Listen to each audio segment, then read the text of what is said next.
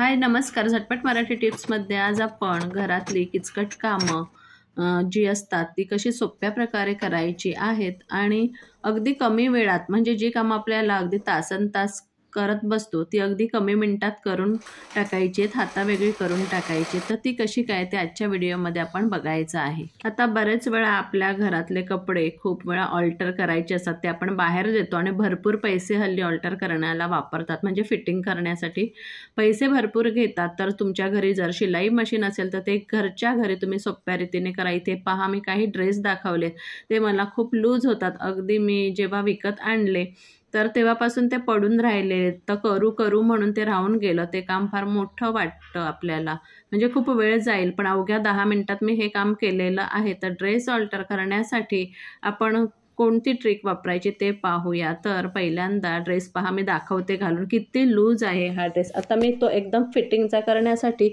आता उलटा घालून दाखवलेला आहे. तो कसं काय, तर आपण मेजरमेंट घ्यायचं का आपल्याला किती फिटिंग हवं आहे त्याप्रमाणे पहा मी घेतलेलं आहे. आता आपण काय करायचं आहे, जेवढं आपल्याला फिटिंग हवं आहे तर तिथे आपण बोट ठेवायचं आहे, म्हणजे आपला हात ठेवायचा आहे आणि सेफ्टी पिन घ्यायची आणि तिथे पिन लावून घ्यायची एकाच साईडला, दोन्ही साईडला लावायची गरज नाही. पहा मी अशी सेफ्टी पिन लावलेली.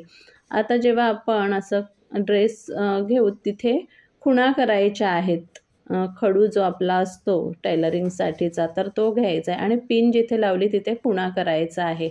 तर मोजायचं आहे ते किती अंतर आहे, म्हणजे जी शिलाई आधीची आहे ती त्यापासून आपण जी खूण केलेली आहे तेवढं अंतर आपण खाली मग खुणा करत न्यायचं आहे, म्हणजे ड्रेस आपला फिटिंग करायला आपल्याला सोपा जातो. डायरेक्ट त्याच्यावरून शिलाई मारायची. तर पहा मी अशी खुणा करून घेतलेल्या आहेत सगळीकडे, अगदी दोन्ही साईडला करून घेतलेले आहेत आणि आता मशीनवर मी करून घेते. आता साधारण आपल्याला सारखा धागा बदलायला नको म्हणून जे 3-4 ड्रेस आहेत त्याला मी ऑफ व्हाईटच असा दोरा लावलेला आहे, धागा लावलेला आहे, म्हणजे मला सारखं धागा पण बदलायला नको आणि आतमध्ये ही शिलाई असेल तर काही प्रॉब्लेम येत नाही ऑल्टर करताना.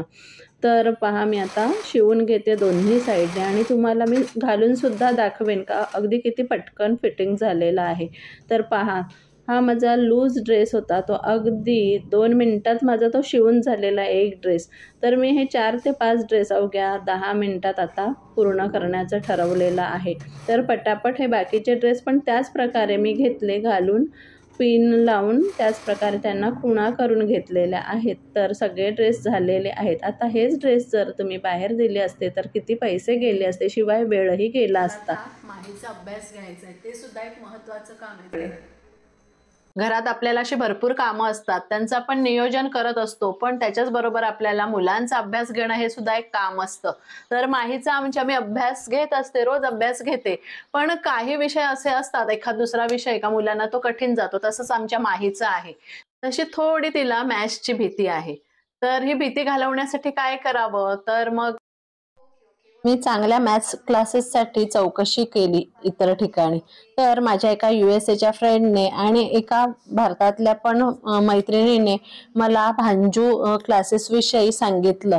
तर या क्लासविषयी मला तुम्हाला देखील सांगायचं आहे का माझ्या मुलीला जसा फायदा झाला तसा तुमच्या मुलांना देखील व्हावा. तर आमच्या माहीला आधी गणिताची एवढी भीती होती, फोबिया होता, पण आत्ता जेव्हा तिने भांजू क्लासेस जॉईन केले त्यानंतर तिची गणितात खूपच प्रगती झाली आणि गणिताविषयीची तिची भीतीसुद्धा गेली. अगदी नको वाटणारा हा विषय अगदी तिच्या आवडीचाच झाला. भांजू क्लासेसमध्ये गणित हा विषय अगदी मस्त मजेत शिकवला जातो आणि मुलांना सुद्धा खूप आवड निर्माण होते, अगदी मुलांना मोटिवेट केलं जातं. हा कोर्स ज्यांनी बनवला आहे त्यांचं नाव आहे नेलाकांता भानू, ज्यांना world fastest human calculator title मिळालेलं आहे.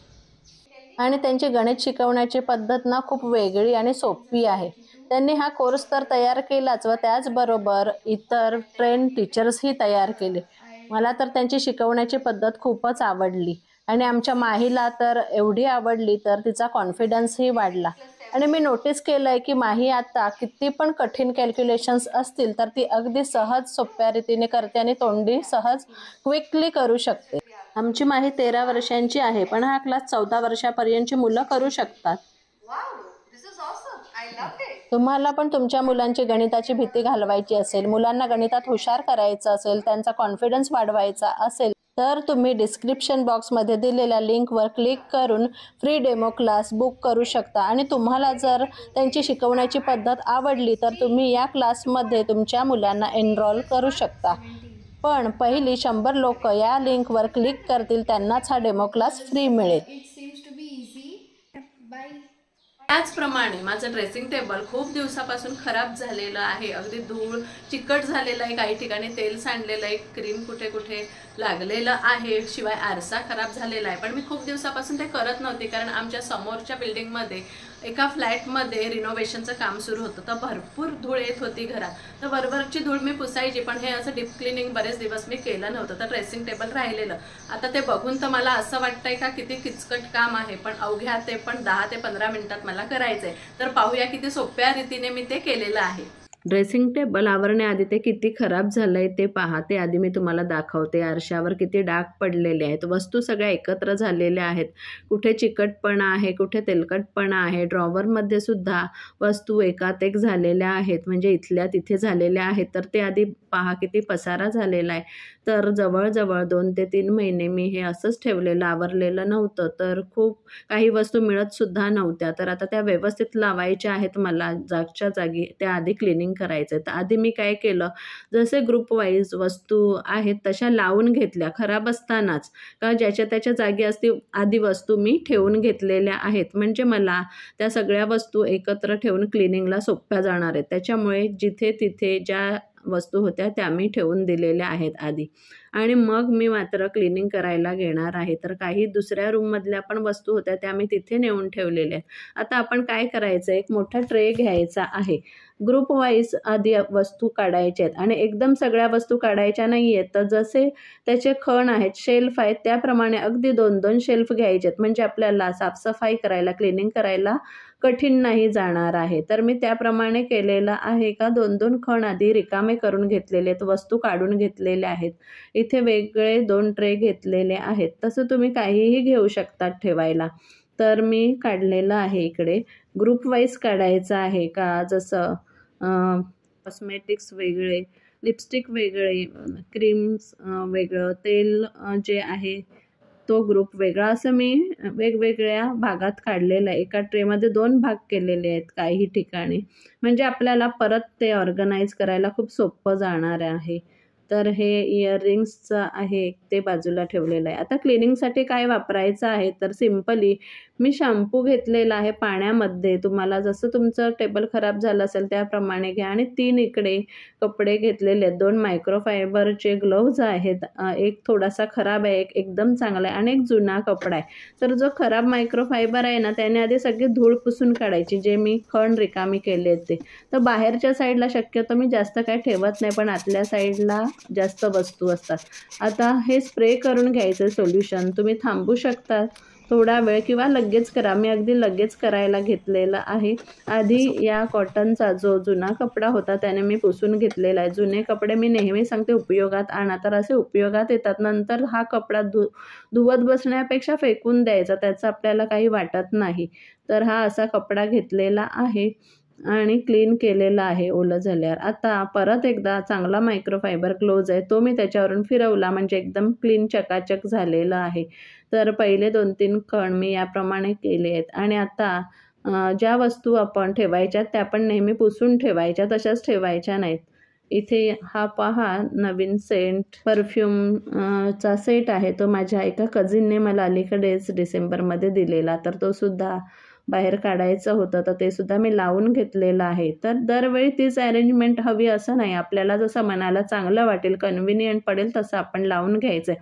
आता दुसरे जे खालचे 2 ते 3 होते शेल्फ, तर ते मी त्याच प्रकारे करून घेतलेलं आहे, काढून घेतलेलं आहे. ते झाल्यानंतर ड्रॉवर घेतले त्याप्रमाणे, आणि मग सगळं व्यवस्थित जसं मी आधीचे 2 खण दाखवले त्याप्रमाणे मी सगळं काढून घेतलेलं आहे आणि लावलेलं आहे.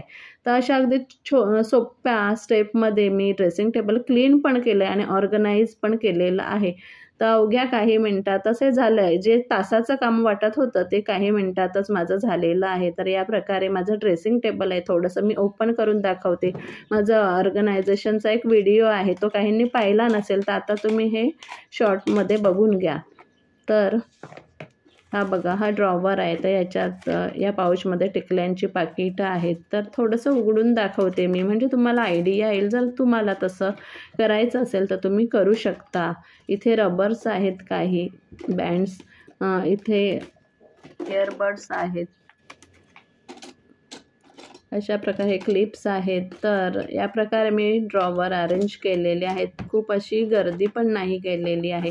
आणि ड्रॉवरमध्ये हे कधीतरी लागणारं साहित्य आहे. मेकअप काही नेहमी आम्ही करत नाही, कधीतरी हे लागतं, ते खाली ठेवलेलं आहे. आणि नेहमी लागणारं वरच्या शेल्फमध्ये इथे काही जे मशीन्स आहेत ते ठेवलेले आहेत. शिवाय माझ्या मिस्टरांचं आहे काही सामान, ते आहे तिथे. तर अशा प्रकारे आजच्या व्हिडिओमध्ये मी दोन्ही किचकट कामं सोप्या रीतीने दाखवलेली आहेत. तुम्हाला हा व्हिडिओ आवडला असेल तर व्हिडिओ लाईक, शेअर, कमेंट करा आणि चॅनल नक्की सबस्क्राईब करा. जर तुम्हाला भांजू क्लासेसच्या प्री डेमो क्लासवर नाव रजिस्टर करायचं असेल तुमच्या मुलांसाठी, तर तुम्ही दिलेल्या लिंकवर क्लिक करा आणि आपलं नाव रजिस्टर करा.